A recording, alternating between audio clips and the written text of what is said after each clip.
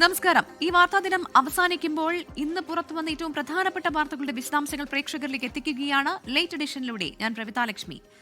ആദ്യം medical college ഡോക്ടേഴ്സിന്റെ സമരവുമായി ബന്ധപ്പെട്ട ഒരു റിപ്പോർട്ടിലേക്കാണ്. സമരത്തിൽ ഡോക്ടേഴ്സിന്റെ സംഘടനയായ KGM-CTA ചർച്ചയ്ക്ക് വിളിച്ച ആരോഗ്യമന്ത്രി വീണ ജോർജ്. റിലേ OP ബഹിഷ്കരണത്തിന്റെ ഭാഗമായി KGM-CTA 13-ന് OP ബഹിഷ്കരിക്കാൻ തീരുമാനിച്ചിരുന്നു. അലക്സ് റാം മുഹമ്മദ് തിരുവനന്തപുരത്തുനിന്ന് ചേരുന്നു. അലക്സ്, അങ്ങനെ ആരോഗ്യമന്ത്രി ഇപ്പോൾ ചർച്ചയ്ക്ക് തയ്യാറായിരിക്കുന്നു, ഇവരെ ചർച്ചയ്ക്ക് വിളിച്ചിരിക്കുന്നു. എന്നാണ് ചർച്ച എന്നുള്ള കാര്യത്തിൽ തീരുമാനമായിട്ടുണ്ട്? പ്രവിധ ജൂൺ മാസം മുതൽ ആരംഭിച്ചതാണ് KGM-CTA സമരം. വിവിധ ആവശ്യങ്ങൾ ഉന്നയിച്ചുള്ള KGM-CTA സമരം. എൻട്രി കേഡറിലുള്ള ശമ്പളത്തിലെയും പ്രൊമോഷൻ കാലയളവിലെയും അപാകത പരിഹരിക്കുക, 2016 മുതലുള്ള ശമ്പള പരിഷ്കരണ കുടിശ്ശിക നൽകുക, ക്ഷാമബത്ത കുടിശ്ശിക ഉൾപ്പെടെ പൂർണ്ണമായി അനുവദിക്കുക, മെഡിക്കൽ കോളേജുകളിൽ ആവശ്യമുള്ള തസ്തികകൾ സൃഷ്ടിക്കുക തുടങ്ങി നിരവധിയായ വിവിധ ആവശ്യങ്ങൾ ഉന്നയിച്ചാണ് KGM-CTA സമരം നടത്തിവരുന്നത്.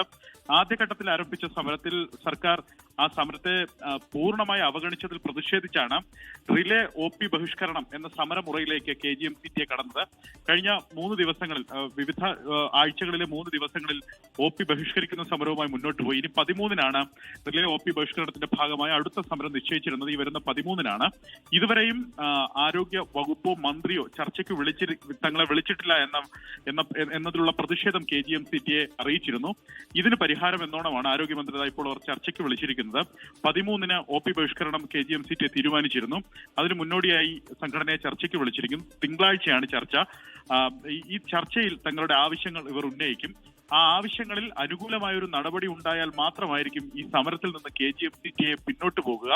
അതല്ല എങ്കിൽ, സർക്കാർ അവഗണിക്കാനാണ് തീരുമാനമെങ്കിൽ അനിശ്ചിതകാല പണിമുടക്കിലേക്ക് പോകാനാണ് KGM-CTA തീരുമാനം. അതവർ നേരത്തെ അറിയിക്കുകയും ചെയ്തിട്ടുണ്ട്. നേരത്തെ അതായത് ആരോഗ്യ വകുപ്പിൽ വിവിധ തസ്തികകൾ സൃഷ്ടിക്കാനുള്ള തീരുമാനം സർക്കാർ കൈക്കൊണ്ടിരുന്നു. പക്ഷേ മെഡിക്കൽ കോളേജുകളിൽ തസ്തിക സൃഷ്ടിച്ചിട്ടില്ല. ഇതിലും വലിയ പ്രതിഷേധമാണ് KGM-CTA-ക്കുള്ളത്. അലക്സ് റാം മുഹമ്മദാണ് വിവരങ്ങൾ നൽകിയത്. 13 മുതൽ റിലേ സമരം തുടങ്ങാനിരിക്കെയാണ് ഇപ്പോൾ ആരോഗ്യമന്ത്രി ചർച്ചയ്ക്ക് വിളിച്ചിരിക്കുന്നത്. തിങ്കളാഴ്ചയാണ് ചർച്ച എന്നുള്ള വിവരമാണ് അലക്സ് പങ്കുവച്ചത്. തിരുവനന്തപുരം മെഡിക്കൽ കോളേജിൽ മതിയായ ചികിത്സ ലഭിക്കാതെ മരിച്ച കൊല്ലം പന്മന സ്വദേശി വേണുവിന്റെ കൂടുതൽ ശബ്ദ സന്ദേശം 24-ന്. ആൻജിയോഗ്രാം ചെയ്യുന്ന ലിസ്റ്റിൽ തന്നെ അവസാനം ഒഴിവാക്കിയെന്ന് ബന്ധുവിനയച്ച സന്ദേശത്തിൽ വേണു പറയുന്നുണ്ട്. തനിക്ക് എന്ത് സംഭവിച്ചാലും പൂർണ്ണ ഉത്തരവാദിത്തം തിരുവനന്തപുരം മെഡിക്കൽ കോളേജിലെ കാർഡിയോളജി വിഭാഗത്തിലെ ഡോക്ടേഴ്സും മറ്റു ജീവനക്കാർക്കുമാണ്. ഒരാളെയും വെറുതെ വിടരുത് എന്നും കോടതിക്ക് മുന്നിൽ കൊണ്ടുവന്ന് ശിക്ഷ നൽകണമെന്നും വേണുവിന്റെ ശബ്ദ സന്ദേശത്തിലുണ്ട്. കൊല്ലം ഡിസ്ട്രിക്ട് ഹോസ്പിറ്റലിൽ പോവുകയും അവിടുന്ന് ബ്ലഡ് പരിശോധിച്ചതിന്റെ ഫലമായിട്ട് അറ്റാക്കാണെന്ന് സ്ഥിരീകരിക്കുകയും ചെയ്തതിനെ തുടർന്ന് 10 മിനിറ്റ് പോലും പാഴാക്കാനില്ല എന്നും പറഞ്ഞുകൊണ്ടാണ് എന്നെ ഇവിടുന്ന് പ്രൈവറ്റ് ആംബുലൻസ് വിളിച്ച് തിരുവനന്തപുരം മെഡിക്കൽ കോളേജിലേക്ക് എന്നെ എത്തിച്ചത്. വേണു മരിക്കുന്നതിന് മണിക്കൂറുകൾക്ക് മുമ്പ് ബന്ധുവിനയച്ച ശബ്ദ സന്ദേശമാണിത്. എല്ലാ പരിശോധനയും പൂർത്തിയാക്കിയിട്ടും തന്നെ ആൻജിയോഗ്രാം ചെയ്യുന്നവരുടെ ലിസ്റ്റിൽ നിന്ന് ഒഴിവാക്കിയെന്ന് വേണു ദയനീയാവസ്ഥയിൽ പറയുന്നു. ആൻജിയോഗ്രാം ചെയ്യുന്നവരുടെ ലിസ്റ്റ് ഹാളിൽ വന്ന് അറിയിച്ചപ്പോഴും എന്റെ പേര് മാത്രം അതിനകത്തില്ല. ഇതിനകത്ത് എന്ത് സംഭവിച്ചാണെന്ന് എനിക്കറിയത്തില്ല. ഒടുവിൽ പൊതുജനങ്ങളോട് വേണുവിന്റെ വാക്കുകൾ ഇങ്ങനെ: ഈ സമയം മുതൽ എനിക്കെന്ത് ശാരീരികാവസ്ഥയും എനിക്കെന്ത് ജീവനപാതയും സംഭവിച്ചാൽ പോലും ഇതിന്റെ എല്ലാം പൂർണ്ണ ഉത്തരവാദി തിരുവനന്തപുരം മെഡിക്കൽ കോളേജിലെ കാർഡിയോളജി വിഭാഗത്തിൽപ്പെട്ട ഡോക്ടേഴ്സും ആ ഡോക്ടേഴ്സിനെ അസിസ്റ്റ് ചെയ്ത് നിൽക്കുന്ന ഈ ഹോസ്പിറ്റലിലെ മറ്റ് ജോലിക്കാരും ഞാൻ ഇതിലൂടെ ഉറപ്പു നൽകുകയാണ്. ലിസ്റ്റിൽ പേര് കിട്ടിയാലേ ആൻജിയോഗ്രാമിൽ ഉൾപ്പെട്ടിട്ടുണ്ടോ എന്ന് അറിയാൻ കഴിയുമെന്ന് ആശുപത്രി ജീവനക്കാരി ബന്ധുവിനോട് പറയുന്ന ശബ്ദ സന്ദേശവും 24 പുറത്തുവിട്ടു. സാർ വിളിച്ച് ചോദിച്ചിട്ടുണ്ടായിരുന്നു. അപ്പൊ സിസ്റ്റർജി പറയുന്നത് വെച്ചാൽ ഇതൊരിക്കലും ലിസ്റ്റ് കിട്ടിയിട്ടില്ല. ലിസ്റ്റ് കിട്ടിയാലേ പേരുണ്ടോ ഇല്ലേന്ന് അറിയാൻ പറ്റത്തുള്ളൂ. പിന്നെ ആണെങ്കിൽ ഡോക്ടേഴ്സിലെ ഇപ്പൊ വേറെ പ്രൊസീജിയേഴ്സിലാണ്. അപ്പൊ ഇനി 1.5 മണിക്കൂർ കഴിഞ്ഞിട്ടേ ലിസ്റ്റ് കിട്ടത്തുള്ളൂ. എന്നാലേ ബാക്കി ഇനി അതിന്റെ കാരണം അറിയാൻ പറ്റത്തുള്ളൂ എന്നാ പറഞ്ഞ. അതേസമയം വേണുവിന്റെ മരണത്തിൽ വീഴ്ചയുണ്ടായിട്ടില്ലെന്ന ന്യായീകരണത്തിൽ ഉറച്ചു നിൽക്കുകയാണ് തിരുവനന്തപുരം മെഡിക്കൽ കോളേജ്. സംഭവത്തിൽ ആരോഗ്യമന്ത്രി വീണ ജോർജിന്റെ ഔദ്യോഗിക വസതിയിലേക്ക് യൂത്ത് കോൺഗ്രസ് പ്രതിഷേധ മാർച്ച് നടത്തി. അരുൺ രാജ്, 24, കൊല്ലം.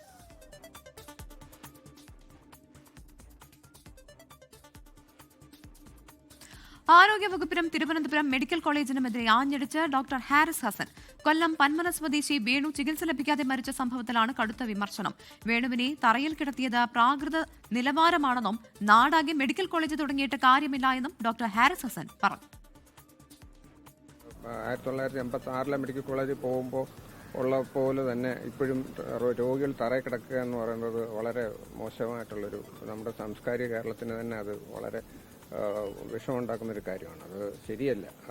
അതിന് അടിയന്തരമായിട്ട് എന്തെങ്കിലും ഒരു പരിഹാരം ഉണ്ടാവേണ്ടതാണ്.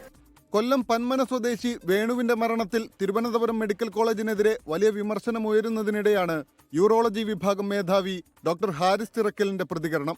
നാടാകെ മെഡിക്കൽ കോളേജ് തുടങ്ങിയിട്ട് കാര്യമില്ലെന്നും സൂപ്പർ സ്പെഷ്യാലിറ്റി സൗകര്യങ്ങളുള്ള ആശുപത്രികൾ വേണമെന്നും ഹാരിസ് ഹസൻ. സംവിധാനങ്ങൾ കൂടുതൽ ശക്തിപ്പെടുത്തേണ്ട ആവശ്യമുണ്ട്. കൂടുതൽ മെഡിക്കൽ കോളേജ് തുടങ്ങുന്നതിനോടൊപ്പം തന്നെ നിലവിലുള്ള മെഡിക്കൽ കോളേജുകളുടെ സൗകര്യങ്ങളോ അടിയന്തരമായിട്ട് വർദ്ധിപ്പിക്കേണ്ടതുണ്ട്. വേണുവിന്റെ മരണത്തിൽ ആരോഗ്യ വിദ്യാഭ്യാസ വകുപ്പ് ജോയിന്റ് ഡയറക്ടർ ഡോക്ടർ TK പ്രേമലതയുടെ നേതൃത്വത്തിലുള്ള സമിതി തിരുവനന്തപുരം മെഡിക്കൽ കോളേജിലെ ഡോക്ടേഴ്സിന്റെ മൊഴിയെടുത്തു. തിങ്കളാഴ്ച സമിതി അന്വേഷണ റിപ്പോർട്ട് സമർപ്പിക്കുമെന്നാണ് വിവരം. വേണുവിന്റെ ഭാര്യയ്ക്കും മക്കൾക്കും 10 ലക്ഷം രൂപയുടെ ഇൻഷുറൻസ് പരിരക്ഷ നൽകുമെന്ന് മുൻ പ്രതിപക്ഷ നേതാവ് രമേശ് ചെന്നിത്തല പ്രഖ്യാപിച്ചു. 24 തിരുവനന്തപുരം. നിയമസഭാ തിരഞ്ഞെടുപ്പ് നടക്കുന്ന ബീഹാറിൽ റോഡരികിൽ വിവിപാറ്റ് സ്ലിപ്പുകൾ കണ്ടെത്തിയ സംഭവത്തിൽ 2 ഉദ്യോഗസ്ഥരെ സസ്പെൻഡ് ചെയ്ത തിരഞ്ഞെടുപ്പ് കമ്മീഷൻ. റോഡരികിൽ കണ്ടെത്തിയത് മോക്ക് പോളിംഗിന് ഉപയോഗിച്ച സ്ലിപ്പുകൾ എന്നാണ് വിശദീകരണം. ശ്രീനാഥ് ചന്ദ്രൻ ബീഹാറിലെ പട്നയിൽ നിന്ന് ചേരുകയാണ്. ശ്രീനാഥ്, ഇതുമായി ബന്ധപ്പെട്ട് പ്രതിപക്ഷ പാർട്ടികൾ വലിയ വിവാദമുണ്ടാക്കിയിരുന്നു. അതിന് പിന്നാലെ തിരഞ്ഞെടുപ്പ് കമ്മീഷന്റെ ഭാഗത്തു നിന്ന് ഇപ്പോൾ ഒരു നടപടി കൂടി ഉണ്ടായിരിക്കുകയാണ്. എങ്ങനെയാണ് വിവരങ്ങൾ? സമസ്തിപൂർ ജില്ലയിലെ ഒരു മണ്ഡലത്തിലാണ് ഈ റോഡരികിൽ വിവിപാറ്റ് സ്ലിപ്പുകൾ കണ്ടെത്തിയത്. പിന്നാലെ സമസ്തിപൂരിലെ ജില്ലാ കളക്ടറും ഈ മണ്ഡലത്തിലെ സ്ഥാനാർത്ഥികൾ എല്ലാവരും ചെന്ന് ആ വിവിപാറ്റ് സ്ലിപ്പുകൾ വീണ്ടെടുക്കുകയുമായിരുന്നു. അതിൽ പിന്നീട് തെരഞ്ഞെടുപ്പ് കമ്മീഷന്റെ ഭാഗത്ത് നിന്ന് ഒരു വിശദീകരണം വരികയാണ്. ഇപ്പോൾ അത് വിവിപാറ്റ് സ്ലിപ്പുകളാണ്, പക്ഷെ അത് മോക്ക് പോളിംഗിന് വേണ്ടി ഉപയോഗിച്ച വിവിപാറ്റ് സ്ലിപ്പുകളായിരുന്നു എന്നതാണ് തെരഞ്ഞെടുപ്പ് കമ്മീഷൻ വിശദീകരിക്കുന്നത്. മാത്രമല്ല, അത് അലക്ഷ്യമായി കൈകാര്യം ചെയ്യുകയും റോഡരികിൽ ഈ തരത്തിൽ ഉപേക്ഷിക്കുകയും ചെയ്തതിനാണ് 2 ഉദ്യോഗസ്ഥർക്കെതിരെ ഇപ്പോൾ നടപടി എടുത്തിരിക്കുന്നത്. അതിലൊന്ന് അസിസ്റ്റന്റ് റിട്ടേണിംഗ് ഓഫീസറാണ് എന്നതാണ് മനസ്സിലാക്കുന്നത്.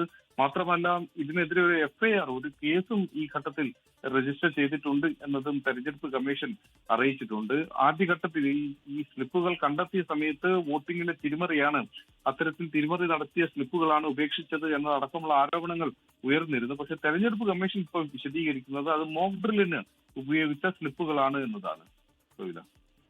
ശ്രീനാഥ് ചന്ദ്രനാണ് ബീഹാറിൽ നിന്ന് വിവരങ്ങൾ നൽകിയത്. അവധിയെടുത്ത് വിദേശത്ത് ജോലിക്ക് പോകുന്ന സർക്കാർ ജീവനക്കാർ കരുതിയിരിക്കണം. അവധി കഴിഞ്ഞ് കൃത്യമായി തിരികെ കയറിയില്ല എങ്കിൽ കടുത്ത നടപടിക്ക് നിർദ്ദേശം. തിരികെ കയറാത്തവരെ നടപടിക്രമങ്ങൾ പൂർത്തീകരിച്ച് വേഗത്തിൽ പിരിച്ചുവിടാനാണ് ധനവകുപ്പിന്റെ നിർദ്ദേശം. വിദേശത്തും മറ്റും ജോലിക്കായും പഠനാവധിക്കായും ശൂന്യവേതനാവധി എടുക്കുന്ന സർക്കാർ ജീവനക്കാർക്ക് കൃത്യമായ തീയതിയിൽ തിരികെ ജോലിയിൽ പ്രവേശിക്കണം. ശൂന്യവേതനാവധി കഴിഞ്ഞ് തിരികെ ജോലിക്കെത്തിയില്ലെങ്കിൽ കർശന നടപടി സ്വീകരിക്കും. ഇപ്പോഴും അവധിയിൽ തുടരുന്നവരെ കണ്ടെത്തി പിരിച്ചുവിടാനാണ് നിർദ്ദേശം. അവധി അനുവദിച്ച തീയതി കഴിഞ്ഞിട്ടും വർഷങ്ങളോളം സർവീസിൽ തിരികെ കയറാത്തവരുണ്ട്. ഇവരെ കൃത്യമായി നടപടിയെടുത്ത് പുറത്താക്കണം. നടപടിയെടുക്കാത്തതിനാൽ പലർക്കും പെൻഷൻ ആനുകൂല്യമടക്കം നൽകേണ്ടി വരുന്നു. ഇത് സർക്കാരിന് ഗുരുതര സാമ്പത്തിക ബാധ്യതയും ഉണ്ടാക്കുന്നു. ഈ സാഹചര്യത്തിലാണ് കർശന നിർദ്ദേശം ധനവകുപ്പ് പുറത്തിറക്കിയത്. കൃത്യമായി നടപടിയെടുക്കാത്ത മേലുദ്യോഗസ്ഥർക്കെതിരെയും അച്ചടക്ക നടപടി വരുമെന്നും ധനവകുപ്പ് മുന്നറിയിപ്പ് നൽകുന്നു. 24 തിരുവനന്തപുരം. പാലക്കാട് അട്ടപ്പാടിയിൽ പണി പൂർത്തിയാകാത്ത വീടിന്റെ സൺഷെയ്ഡ് ഇടിഞ്ഞു വീണ സഹോദരങ്ങളായ 2 കുട്ടികൾ മരിച്ചു. കൂടെയുണ്ടായിരുന്ന മറ്റൊരു കുട്ടിക്ക് ഗുരുതരമായി പരുക്കേറ്റു. അട്ടപ്പാടി കരുവാരൂരിലാണ് സംഭവം. സഹോദരങ്ങളായ 4ഉം 7ഉം വയസ്സുള്ള കുട്ടികളാണ് മരിച്ചത്. ഇന്ന് വൈകിട്ടാണ് അട്ടപ്പാടിയെ നടുക്കിയ അപകടമുണ്ടായത്. അട്ടപ്പാടി കരുവാര ഊര് നിവാസികളായ അജയ് ദേവി ദമ്പതികളുടെ 4 വയസ്സുള്ള മകൻ അജിനേഷ്, 7 വയസ്സുകാരൻ ആദി എന്നിവരാണ് മരിച്ചത്. 2016-ൽ വീടുപണി നിർത്തിവെച്ചതായിരുന്നു. ആൾതാമസമില്ലാത്ത വീട്ടിൽ കുട്ടികൾ കളിക്കാനെത്തിയതിനിടെയാണ് അപകടമുണ്ടായത്. ഒപ്പമുണ്ടായിരുന്ന ബന്ധുവായ 6 വയസ്സുകാരി അഭിനയയ്ക്ക് ഗുരുതരമായി പരിക്കേറ്റു. മുക്കാലിൽ നിന്നും 4 കിലോമീറ്റർ വനത്തിനകത്താണ് ഊര്. അടുത്തുള്ള വീട്ടിലെ ബൈക്കിലും പിന്നീട് വനംവകുപ്പിന്റെ ജീപ്പിലുമായാണ് കുട്ടികളെ ആശുപത്രിയിലെത്തിച്ചത്. കുട്ടികളുടെ മൃതദേഹം അഗളി ആശുപത്രിയിലെത്തിച്ചു. പോസ്റ്റ്മോർട്ടത്തിന് ശേഷം ബന്ധുക്കൾക്ക് വിട്ടുനൽകും. 24 പാലക്കാട്. വന്ദേ ഭാരത് എക്സ്പ്രസിന്റെ ഉദ്ഘാടന യാത്രയിൽ വിദ്യാർത്ഥികൾ ഗണഗീതം ആലപിച്ച സംഭവത്തിൽ റെയിൽവേക്കെതിരെ പ്രതിഷേധം. മുഖ്യമന്ത്രി Pinarayi Vijayan, AICC general secretary KC Venugopal എന്നിവർ റെയിൽവേക്കെതിരെ രംഗത്തെത്തി. വിവാദങ്ങൾക്ക് പിന്നാലെ ദക്ഷിണ റെയിൽവേയുടെ X അക്കൌണ്ടിൽ നിന്ന് അപ്രത്യക്ഷമായ ഗണഗീതം വീഡിയോ BJP നേതാക്കൾ പിന്തുണയുമായി വന്നതോടെ വീണ്ടും പ്രത്യക്ഷപ്പെട്ടു.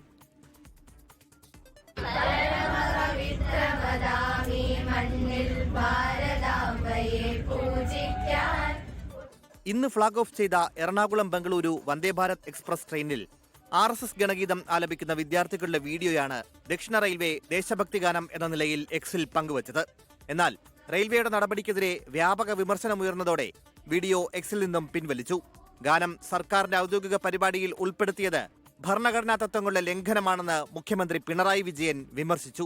ഇത്തരം സാഹചര്യം ഒഴിവാക്കാനാണ് കുട്ടികൾക്കായി പൊതുവായ ഗാനം വേണമെന്ന് പറഞ്ഞതെന്ന് വിദ്യാഭ്യാസ മന്ത്രി വി ശിവൻകുട്ടി. എൻ്റെ മനസ്സിൽ പറഞ്ഞത് ഒരു കോമൺ ഗാനം ആവശ്യമാണ്. ഏതെങ്കിലും ഒരു മതവും ജാതിയും നിർബന്ധപൂർവ്വം കുട്ടികളെ അവരുടെ സന്ദേശം പഠിപ്പിക്കുമ്പോഴും പാടിപ്പിക്കുന്ന അവസരത്തിലാണ് അതൊരു പെശകായിട്ടുള്ള സംഗതി വരുന്നത്. നടപടിക്കെതിരെ കോൺഗ്രസും രംഗത്തെത്തി. രാജ്യത്തെ പൊതുസംവിധാനത്തെ കാവ്യവൽക്കരിക്കാനുള്ള ശ്രമമാണ് നടക്കുന്നതെന്ന് AICC general secretary KC Venugopal കുറ്റപ്പെടുത്തി. എറണാകുളം സൗത്ത് റെയിൽവേ സ്റ്റേഷനിൽ ദേശീയഗാനം ആലപിച്ച് DYFIയുടെ പ്രതിഷേധം.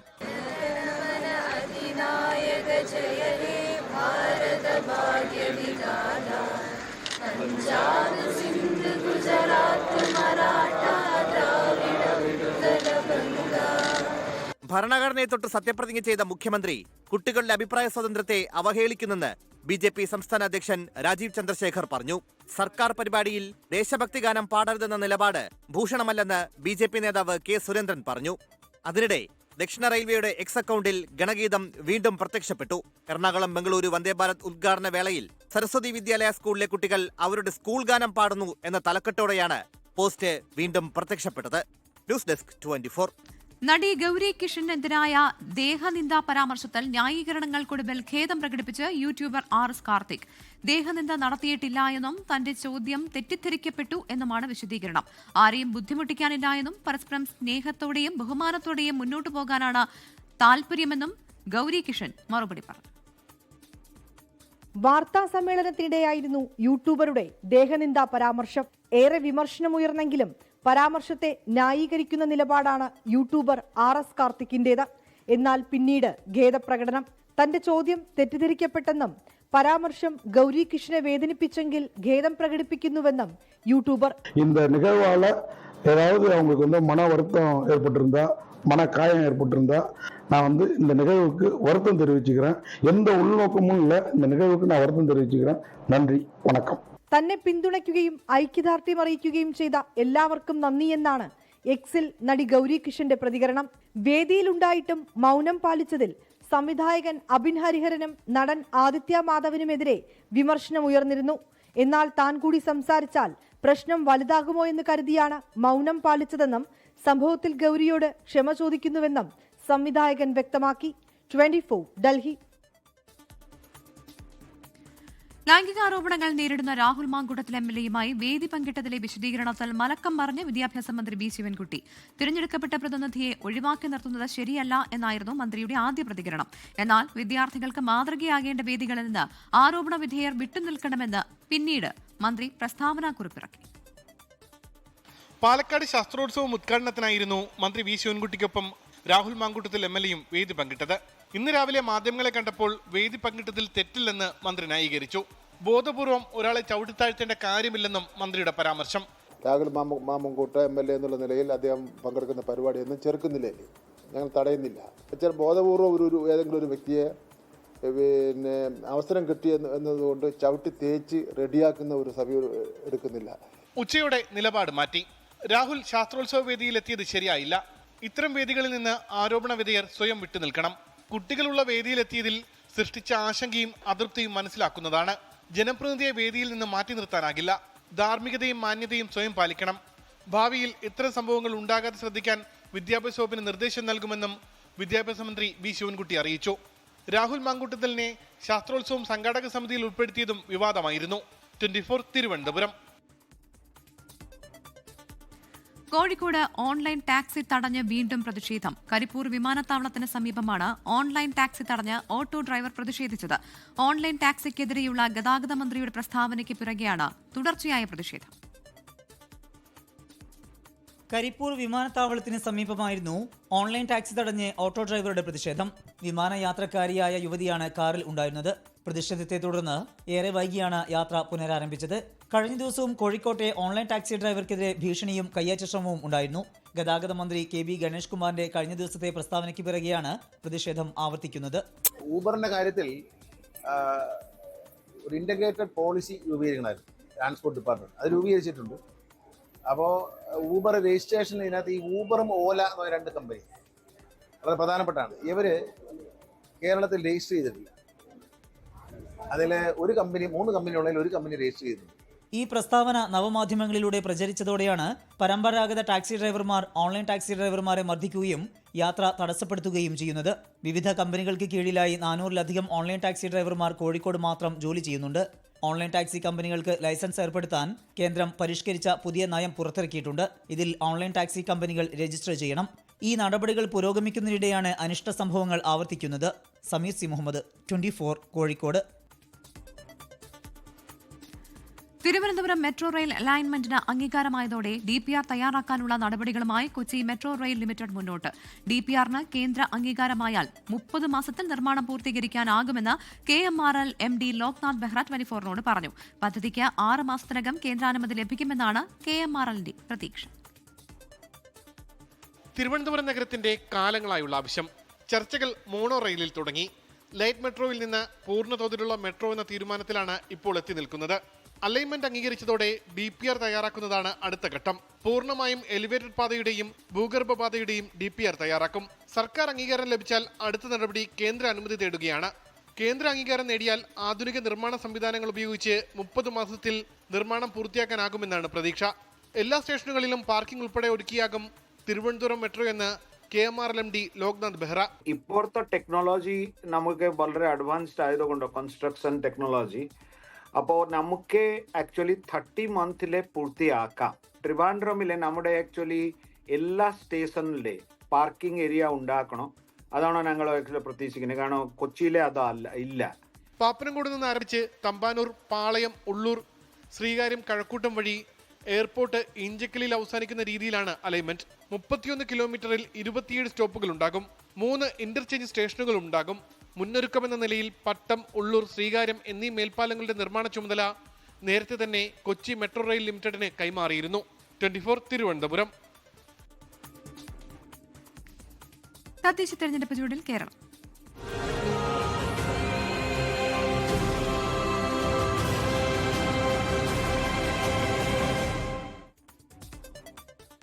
തദ്ദേശ തിരഞ്ഞെടുപ്പിൽ സീറ്റ് വിഭജനത്തിലും സ്ഥാനാർത്ഥി നിർണയത്തിലും മുന്നണികളിൽ ചർച്ചകൾ സജീവം. അടുത്തയാഴ്ചയുടെ സ്ഥാനാർത്ഥി പ്രഖ്യാപനം പൂർത്തിയാക്കാനാണ് ശ്രമം. സ്ഥാനാർത്ഥി നിർണയ ചർച്ചയ്ക്കിടെ കോഴിക്കോട് DCC ഓഫീസിൽ കൂട്ടയടിയുണ്ടായി. തിരഞ്ഞെടുപ്പ് തീയതി പ്രഖ്യാപിച്ചില്ലെങ്കിലും നാടാകെ തിരഞ്ഞെടുപ്പ് ചർച്ചകളിൽ മുഴുകുകയാണ്. മുന്നണികളിൽ സീറ്റ് വിഭജനം പൂർത്തിയാക്കി സ്ഥാനാർത്ഥി നിർണയം വേഗത്തിലാക്കാനാണ് ശ്രമം. തൃശൂർ കോർപ്പറേഷനിൽ കോൺഗ്രസ് സ്ഥാനാർത്ഥികളെ തിങ്കളാഴ്ച പ്രഖ്യാപിക്കും. 56 സീറ്റിൽ 52 സീറ്റുകളിൽ കോൺഗ്രസ് മത്സരിക്കും. 2 സീറ്റുകളിൽ വീതം മുസ്ലിം ലീഗും കേരള കോൺഗ്രസ് ജോസഫ് വിഭാഗവും മത്സരിക്കും. ലാലി ജെയിംസ്, ശാരദാ മുരളീധരൻ, നിജി ജസ്റ്റിൻ, സുബി ബാബു തുടങ്ങിയവരാണ് മേയർ സ്ഥാനത്തേക്ക് പരിഗണനയിൽ. ഇതിനിടെ മുല്ലശ്ശേരി പഞ്ചായത്തിലെ BJPയുടെ 9ാം വാർഡ് മെമ്പർ NS സജിത്ത് രാജിവെച്ച് CPMൽ ചേർന്നു. സ്ഥാനാർത്ഥി നിർണയ ചർച്ചയ്ക്കിടെ കോഴിക്കോട് DCC ഓഫീസ് കൂട്ടയടിക്ക് വേദിയായി. നടക്കാവ് വാർഡ് സംബന്ധിച്ച് ചർച്ചയ്ക്കിടെയാണ് കയ്യാങ്കളി. എന്നാൽ ഇത് DCC നേതൃത്വം നിഷേധിച്ചു. കൊച്ചി കോർപ്പറേഷനിൽ NDAയിൽ സീറ്റ് ധാരണയായി. 76ൽ 57 സീറ്റിൽ BJP മത്സരിക്കും. BDJS 16 സീറ്റിൽ മത്സരിക്കും. ഇതിനിടെ RSP കൗൺസിലർ സുനിത ഡിക്സൺ BJPയിൽ ചേർന്നു. വിവിധ ബ്യൂറോകൾക്കൊപ്പം ന്യൂസ് ഡെസ്ക് 24. തദ്ദേശ തെരഞ്ഞെടുപ്പിലെ സീറ്റ് വിഭജന ചർച്ചയിൽ മട്ടാഞ്ചേരി BJPയിൽ പൊട്ടിത്തെറി. സീറ്റ് നൽകിയില്ലായെങ്കിൽ സ്വതന്ത്രയായി മത്സരിക്കുമെന്ന് മുൻ കൌൺസിലർ ശ്യാമള S. പ്രഭു പറഞ്ഞു. BJPയിലെ മുതിർന്ന നേതാക്കളുടെ പിന്തുണയുണ്ടെന്നും ശ്യാമള. ഇവരാകെ നശിപ്പിച്ചിട്ടിരിക്കുകയാണ് എല്ലാ കാര്യങ്ങളും. ഞാൻ പേരെടുത്ത് ഓരോരുത്തരെ പറയാൻ ആഗ്രഹിക്കുന്നില്ല. റിബലിന് വേണ്ടി വർക്ക് ചെയ്തിരിക്കുന്ന ആള് അവരെ ഇപ്പോൾ ജില്ലയിൽ എന്തോ കമ്മിറ്റി അംഗം എന്തോ ആക്കിയിട്ട് ഇപ്പോൾ അവരെ സീറ്റ് കൊടുക്കാൻ പോകണം, അവരെ മത്സരിപ്പിക്കാൻ പോകണം എന്നൊക്കെ കേൾക്കുന്നുണ്ട്. അത് ശരിയാണോ എന്നാണ് ഞാൻ ചോദിക്കുന്നത്. ഞാൻ പാർട്ടിയുടെ സ്റ്റേറ്റ് വൈസ് പ്രസിഡൻ്റ് ആയിരുന്ന ആൾ, എനിക്കെതിരെ മത്സരിച്ച ആൾക്ക് വേണം ഇവരാദ്യമായിട്ട് ആക്ഷൻ എടുക്കാനായിട്ട്. അതെടുത്തില്ല. ഐ ഫൗണ്ടേഷന്റെ 26ാമത് കണ്ണാശുപത്രി മുണ്ടക്കയത്ത് പ്രവർത്തനം തുടങ്ങി. Poonjar MLA advocate Sebastian Kulathunkal ഉദ്ഘാടനം നിർവഹിച്ചു. Mundakayam eye foundation medical director doctor Drumil CK, Kerala regional head Tamil Selvan JP, central manager Sharon Jacob, Mundakayam ഗ്രാമപഞ്ചായത്ത് president Rekhadas, Mundakayam medical trust hospital director father Soji Thomas Kannalil, Kanjirappally IMA president doctor Gopinath Pillai തുടങ്ങിയവർ പങ്കെടുത്തു. കേരളത്തിലെ ആദ്യ സന്യാസിനിയും TOCD സന്യാസിനി സഭാ സ്ഥാപകയുമായ മദർ ഏലീശ്വ വാഴ്ത്തപ്പെട്ട പദവിയിൽ. എറണാകുളം വല്ലാർപാടം ബസിലിക്കയിൽ നടന്ന പ്രഖ്യാപന ചടങ്ങിൽ ആയിരങ്ങളാണ് പങ്കെടുത്തത്.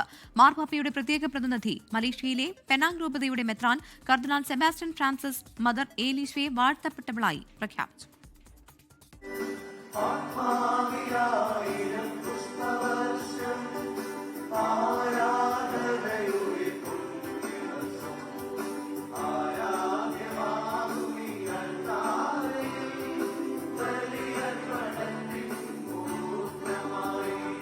മദർ ഏലീശ്വ മരിച്ച് 112 വർഷങ്ങൾക്ക് ശേഷമാണ് വാഴ്ത്തപ്പെട്ട പദവി പ്രഖ്യാപനത്തിന്റെ ചടങ്ങുകൾ നടന്നത്. വിവിധയിടങ്ങളിൽ നിന്നുള്ള മെത്രാന്മാരും വൈദികരും പ്രദക്ഷിണമായി പ്രത്യേകമൊരുക്കിയ അൾത്താരയിലേക്ക് എത്തി. പിന്നീട് പ്രഖ്യാപന ചടങ്ങുകളിലേക്ക്. എറണാകുളം വല്ലാർപാടം ബസിലിക്ക വരാപ്പുഴ അതിരൂപത മെത്രാപ്പോലീത്ത ഡോക്ടർ ജോസഫ് കളത്തിപ്പറമ്പിൽ ധന്യ മദർ ഏലീശ്വയെ വാഴ്ത്തപ്പെട്ടവളായി പ്രഖ്യാപിക്കുന്നതിനുള്ള അഭ്യർത്ഥന നടത്തി. മാർപ്പാപ്പയുടെ പ്രത്യേക പ്രതിനിധി മലേഷ്യയിലെ പെനാങ് രൂപതയുടെ മെത്രാൻ കർദിനാൾ സെബാസ്റ്റ്യൻ ഫ്രാൻസിസ് മദർ ഏലീശ്വയെ വാഴ്ത്തപ്പെട്ടവളായി പ്രഖ്യാപിച്ചു. Eliswa a beata Virgine Maria in seculo Eliswa Vacail, fundatrix congregationis tertii ordinis, Carmelitar narum discalcretarum. July 18 വാഴ്ത്തപ്പെട്ട മദർ ഏലീശ്വയുടെ തിരുനാളായി സഭ ഇനി മുതൽ ആചരിക്കും. മദർ ഏലീശ്വയുടെ തിരുസ്വരൂപവും അനാവരണം ചെയ്തു. വത്തിക്കാന്റെ ഇന്ത്യയിലെ അപ്പസ്തോലിക പ്രതിനിധി archbishop doctor Leopoldo Girelli, cardinal doctor Oswald Gracias, Syro Malabar സഭ archbishop Mar George Alencherry, Mar Andrews Thazhath തുടങ്ങി നിരവധി പേർ പ്രഖ്യാപന ചടങ്ങിൽ പങ്കെടുത്തു. ഏറെ വർഷങ്ങൾ നീണ്ട കാത്തിരിപ്പിനൊടുവിലാണ് മദർ ഏലീശ്വയെ വാഴ്ത്തപ്പെട്ടവളായി പ്രഖ്യാപിച്ചിരിക്കുന്നത്. ഇനി മുതൽ മദർ ഏലീശ്വ വാഴ്ത്തപ്പെട്ട മദർ ഏലീശ്വ എന്ന് വിളിക്കപ്പെടും. കൊച്ചിയിൽ നിന്നും അദീഷിനൊപ്പം അൻമരിയ സനി, 24. ലോകത്തെവിടെയായാലും ഏത് സമയത്തും 24 വാർത്തകളും ഓഗ്മെന്റഡ് റിയാലിറ്റി പാക്കേജുകളും എക്സ്പ്ലെയിനറുകളും വിശദമായി കാണാൻ ഞങ്ങളുടെ YouTube ചാനൽ നിങ്ങൾക്ക് സബ്സ്ക്രൈബ് ചെയ്യാം.